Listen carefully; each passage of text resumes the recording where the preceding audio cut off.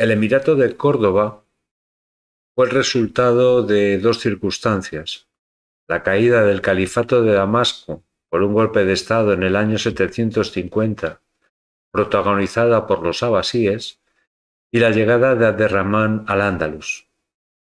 El Emirato Independiente de Bagdad, o Emirato de Córdoba, duró 156 años, del 756 al 912. En este vídeo vamos a tratar solo los primeros 40 años, del 756 al 796, que supuso el despegue y la consolidación del emirato gobernado por Abderramán I y su hijo Hisán I.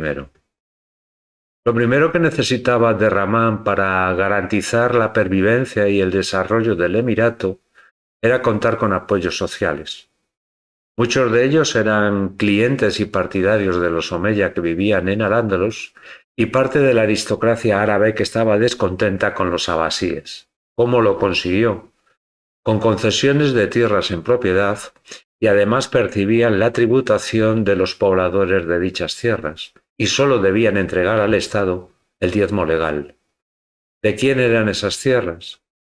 Generalmente eran de cristianos que fueron confiscadas, ya fuera por apropiación directa, si el propietario era acusado de traición, o por otorgamiento de cartas de seguro impuestas a comunidades.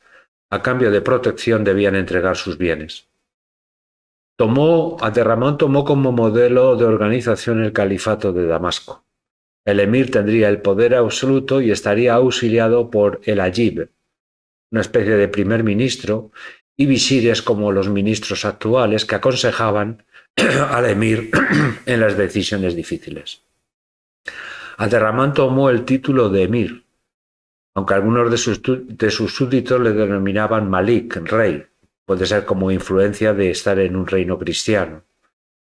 Pero la autoridad religiosa seguía radicando en el califato de Bagdad. Al principio la oración se rezaba en nombre del califa al-Mansur, pero con el paso del tiempo se suprimió. Abderramán lo justificó diciendo que el califato estaba vacante ya que no consideraba legítimo a su titular. Dividió al-Ándalus en 7 provincias que estaban dirigidas por un gobernador o vali. La justicia se impartía en las plazas de las ciudades por un juez o cadi, y había también un consejo coránico, que su objetivo era integrar a todos los grupos religiosos bajo las leyes del Corán. Abderramán desarrolló la economía, con lo cual fortaleció el emirato, aplicando una política fiscal que hizo aumentar las arcas del tesoro. Acuñó moneda de oro y plata. En esa moneda no se hacía mención a Bagdad, solo al año en curso y el nombre de Al-Ándalus. Realizó muchos intercambios comerciales con los mercados africanos y con Oriente, lo que supuso un aumento de la producción de artesanía y una ampliación de los cultivos de huerto. También realizó un programa urbanístico bastante importante en Córdoba. Lo más destacado fue el inicio de la construcción de la Gran Mezquita en el año 784. Y por último mantuvo las bases de la unidad cultural, continuando con las peregrinaciones a la Meca. Pero el emirato derivó a un despotismo militar, aunque eso no era el deseo de Abderramán. Derivó a un emirato muy agitado debido a las constantes luchas contra aquellos que querían arrebatarle el poder. De ahí que Abderramán se convirtiera en un personaje huraño y solitario, e hizo del recelo y de la prudencia las mejores armas para afianzarse en el poder. Abderramán no se fiaba de nadie y meditaba todo varias veces antes de tomar una decisión. Digo que fue un emirato muy agitado porque tuvo revueltas constantes casi desde el inicio. En Mérida, en Zaragoza, en Béja, en Toledo y en otros lugares de Al-Ándalus. Estas revueltas fueron protagonizadas por los árabes, los caisíes y los yemeníes, que esta vez se aliaron con los abasíes, que estaban descontentos por no haberse visto recompensados con cargos tras haber ayudado a Abderramán a subir al emirato. Los sucesivos fracasos de estas revueltas hicieron que en el año 774 los abasíes renunciaran a la recuperación del Al-Ándalus. También hubo revueltas de los bereberes, protestaban por sentirse discriminados, ya que en el botín recibieron las peores tierras y no tuvieron ninguna responsabilidad política. También hubo revueltas en los territorios más allá de los Pirineos, donde los musulmanes se aliaron con los francos y se integraron en su imperio. Y por si esto fuera poco, la propia familia del emir conspiró contra él para derrocarle.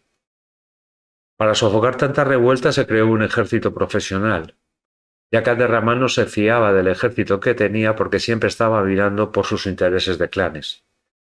Este ejército profesional llegó a tener hasta 40.000 hombres. El emir los entrenaba y elegía a sus oficiales para asegurarse su lealtad.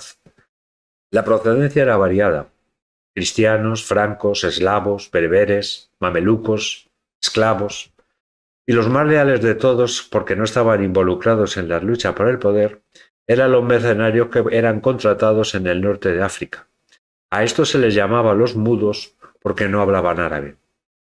Con su nuevo ejército, Abderramán consiguió poner orden en sus territorios y estableció un arco defensivo formado por 3 regiones militares, llamadas marcas, una en Zaragoza, otra en Toledo y la última en Mérida. Estas marcas estaban controladas por gobernadores militares. Con esta decisión, Abderramán solventó el problema de la inseguridad hacia la frontera, pero en un futuro traerían problemas, ya que en momentos de crisis del Emirato se desligaban de la autoridad de Córdoba. Podemos decir que en el año 788 Abderramán dejó un emirato pacificado a su sucesor, su segundo hijo, Hisán I. Pero Hisán no empezó con buen pie. Sus hermanos no aceptaron el nombramiento y provocaron revueltas, que acabaron con ellos dos en el exilio en el Magreb con compensaciones económicas. Esta situación se repetirá, y digo que se repetirá porque el sistema de sucesión del emirato no heredaba el primogénito, sino aquel que el emir consideraba el más cualificado. Hisán estuvo poco tiempo en el emirato, casi 8 años, pero consolidó lo que había hecho su padre. No podemos comparar la agitación del emirato de Abderramán con el de Hisán, que podemos definirlo de relativamente tranquilo. Tuvo algunas agitaciones de los yemeníes de poco alcance en la parte oriental y en la marca superior. También hubo una revuelta bereber en la región de Ronda, y esta pacificación de Al-Ándalus le dio tiempo a Hisán para emprender expediciones contra el reino de Asturias, obteniendo grandes botines. Por otra parte, Hisán continuó con las obras de la mezquita de Córdoba. Hizo obras en la zona del patio y levantó el primer alminar, que es la torre desde la que se llama a los fieles a la oración. El legado que dejó Hisán fue suficientes ingresos obtenidos de la política fiscal y de los botines de los astures, una administración organizada, un ejército real, una plataforma religiosa llamada maliquismo, que se diferenciaba de las otras escuelas por su flexibilidad, ya que se ajustaba a las diferentes situaciones en cada país. Sin embargo, y como dije anteriormente, habrá problemas sucesorios.